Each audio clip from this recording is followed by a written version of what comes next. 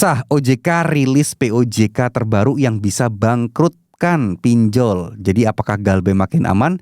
Tunggu dulu, kita harus bahas lebih detail terkait hal seperti ini.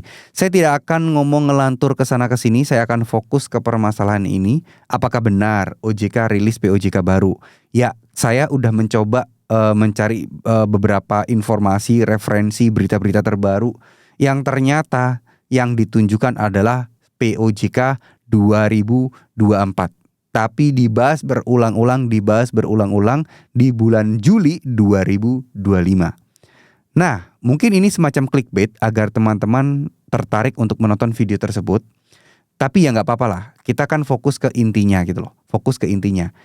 Apa yang bisa membangkrutkan pinjol? Benarkah itu bisa membangkrutkan pinjol? Sebenarnya simpel.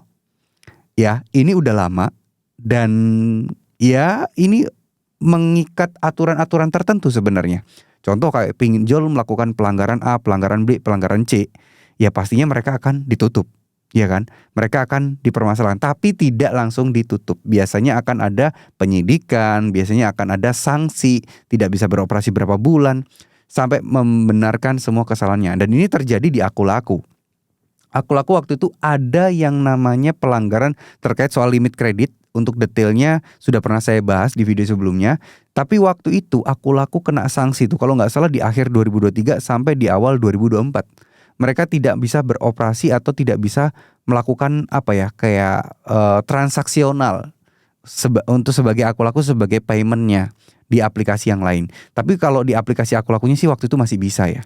Dan pokoknya yang berhubungan dengan paylater gitu yang pakai transaksi tidak bisa. Nah, itulah sanksi-sanksinya dan memang aturan ini tidak bisa langsung menutup gitu ya teman-teman. Tidak bisa langsung menutup si pinjolnya. Nah, ini juga kita harus benar-benar waspada juga dan benar-benar hati-hati terhadap berita-berita yang ada di luaran sana. Intinya saya cuma pengen sampaikan, ya pinjol itu bisa banget dibangkrutkan, ditutup izinnya oleh OJK kalau dia melakukan proses-proses penagihan kepada nasabah atau tindak kecurangan di dalam prosesnya. Nah, salah satu mungkin yang paling sering terjadi pelanggaran tapi mungkin agak susah untuk dibuktikan adalah pelanggaran dalam proses penagihan. Nah, makanya buat teman-teman kalau merasa kalian itu diancam yang tidak-tidak adanya pelanggaran-pelanggaran, wajib banget teman-teman melaporkannya ke OJK, ke pinjolnya, ke polisi kalau memang ada ancaman fisik dan lain sebagainya. Karena kalau teman-teman merasa, wah percuma bang, lapor sini percuma,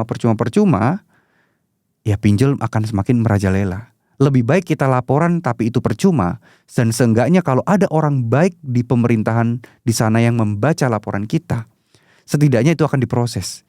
Dibandingkan kita tidak melakukan tindakan apapun, ya tidak akan ada hasil apapun. Benar nggak teman-teman? Nah, itulah yang pengen saya sampaikan ke teman-teman. Jangan sampai hal ini membuat teman-teman menyerah gitu loh, tidak melawan kalaupun ada tindakan-tindakan yang melanggar aturan yang dilakukan oleh si pihak pinjol-pinjol tersebut ya. Mungkin segitu dulu, terima kasih, mohon maaf jika ada salah-salah kata. Wassalamualaikum warahmatullahi wabarakatuh.